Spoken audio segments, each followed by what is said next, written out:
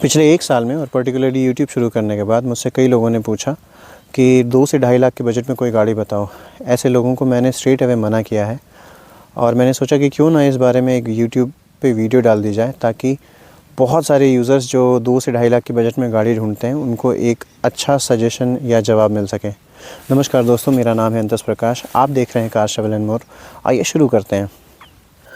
Explanations पे आने से पहले मैं आपको क्लियर करना चाहता हूँ कि इस वीडियो की टारगेटेड ऑडियंस वो लोग हैं जो फर्स्ट टाइम गाड़ी ले रहे हैं।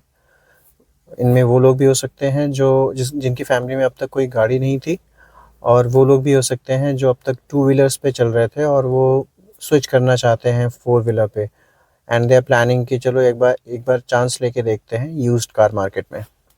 तो 2 लाख से कम के बजट में जो पहली कैटेगरी ऑफ व्हीकल मिलेगी आपको, वो होंगी डीजल व्हीकल्स जिनकी वैलिडिटी 2 साल या उससे कम की बची हुई है। हालांकि अगर कंडीशन अच्छी है तो इनको यूज़ करने में कोई प्रॉब्लम नहीं है। प्रॉब्लम क्या है वो मैं आपको बताता हूँ। फ़र्ज़ कीजिए कि अगर आप दिल्ली एनसीआर में हैं और आपने डीजल व्हीकल ले ली 2 लाख से कम के बजट में, अगर आप उसको 2 साल यूज़ कर लें और उसके बाद सेल करने जाएंगे तो आप दिल्ली में सेल नहीं कर पाएंगे।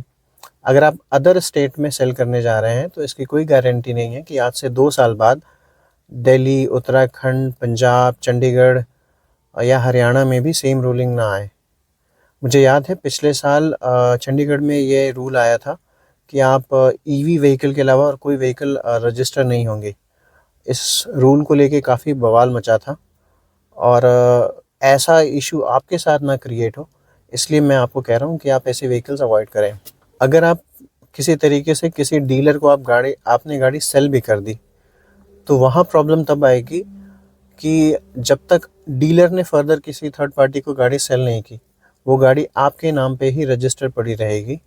और उस कंडीशन में गाड़ी से अगर कोई भी क्राइम होता है या गाड़ी किसी एक्सीडेंट में इन्वॉल्व हो जाती है तो उसके लिए आप प्राइमरीली रिस्पॉन्सिबल रहेंगे। अब बात करते हैं 2 लाख से कम के बजट की सेकंड कैटेगरी की गाड़ियाँ, और उनमें आती हैं 800 से 1000 सीसी की 7 से 8 साल चली हुई गाड़ियाँ। इनमें आपको क्विड, सिलेरियो, वैगनार, ऑल्टो मिलेंगी। 7 से 8 साल पुरानी गाड़ियों का एक ये इनहेरेंट प्रॉब्लम है कि उसको हर सर्विस में कोई ना कोई पार्ट के रिप्लेसमेंट की ज़रूरत पड़ती है।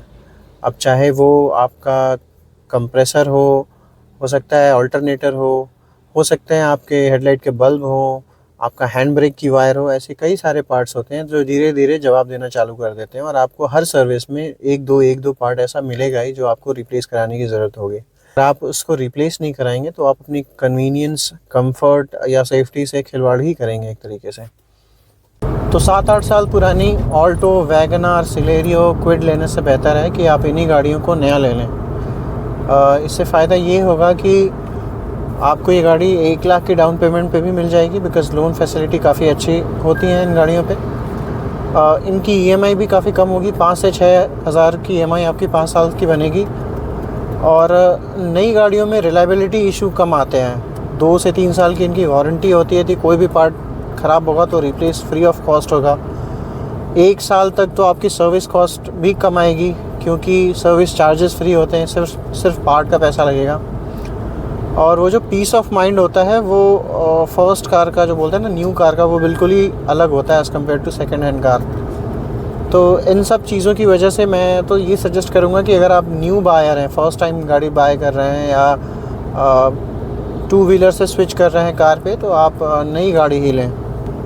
और जो तीसरी गाड़ी आपको 2 लाख से कम के बजट में मिलने वाली है वो डेफिनेटली वो 1200 या उससे ज़्यादा सीसी की गाड़ियाँ होंगी, एंड मोस्ट प्रोबेबली वो डिसकंटिन्यूड भी हों। जैसे आपको रेड्स मिल जाएगी, आपको शेवरोलेट की बीट मिल जाएगी, कुछ केसेस में आपको होंडा अकॉर्ड या हुंडई एक्सेंट भी मिलेंगी। बट इन गाड़ियों का प्रॉब्लम ये होता है कि ये गाड़ी डिसकंटिन्यूड है, पार्ट्स मिलने काफ़ी मुश्किल है और एक तरीके से ये काफ़ी मतलब पॉकेट पे काफ़ी भारी पड़ती हैं। इनका माइलेज आपको बिल्कुल नहीं मिलेगा। तो जो आपका पर्पस था कॉस्ट इफ़ेक्टिवनेस का, या आप अगर स्विच होना चाह रहे हैं बाइक से कार पे, तो वो बाइक से कार का स्विच आपको काफ़ी भारी पड़ेगा। कुछ लोग इन गाड़ियों को ख़रीद के CNG भी लगाते हैं, बट वो भी रिकमेंडेड नहीं है क्योंकि काफ़ी पुरानी हो चुकी हैं गाड़ियाँ, और CNG पे अगर आप चलाएंगे तो आपको दिक्कत आ सकती है। Last but not the least, मैं उन लोगों को भी ख़बरदार करना चाहता हूँ जो YouTube पे 2 लाख की कार वाली वीडियोस देख के पहुँच जाते हैं करोल बाग। वहाँ पे आपको क्लेम किया जाता है कि 2 लाख में आपको वरना दे देंगे, 2 लाख में आपको होंडा सिटी मिल रही है। तो प्लीज़ भाई ऐसी वीडियो देख के ना चले जाएं, क्योंकि मोस्टली ये गाड़ियाँ फ्लडेड होती हैं, एक्सीडेंटल होती हैं। कोई ना कोई इनका ओनरशिप में इशू होता है। ओनरशिप इन द सेंस गाड़ी की आरसी में कुछ इशू होता है। गाड़ी होगी तो किसी और नाम पे और ट्रांसफ़र नहीं होगी, चला कोई और रहा होगा, इस तरीके का इश्यूज़ होता है गाड़ी में। और ये गाड़ियाँ एक्चुअली सेल भी उन्हीं को की जाती हैं जब डीलर ये जान जाता है कि ये जो बायर है वो इस लाइन में थोड़ा न्यू है।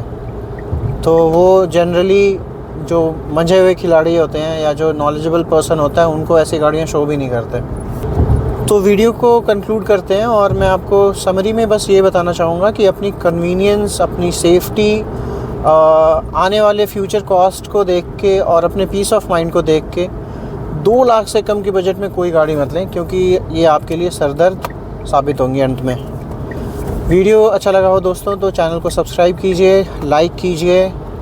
गाड़ी चलाते हैं तो सीट बेल्ट लगाइए, और बाइक चलाते हैं तो हेलमेट पहनें।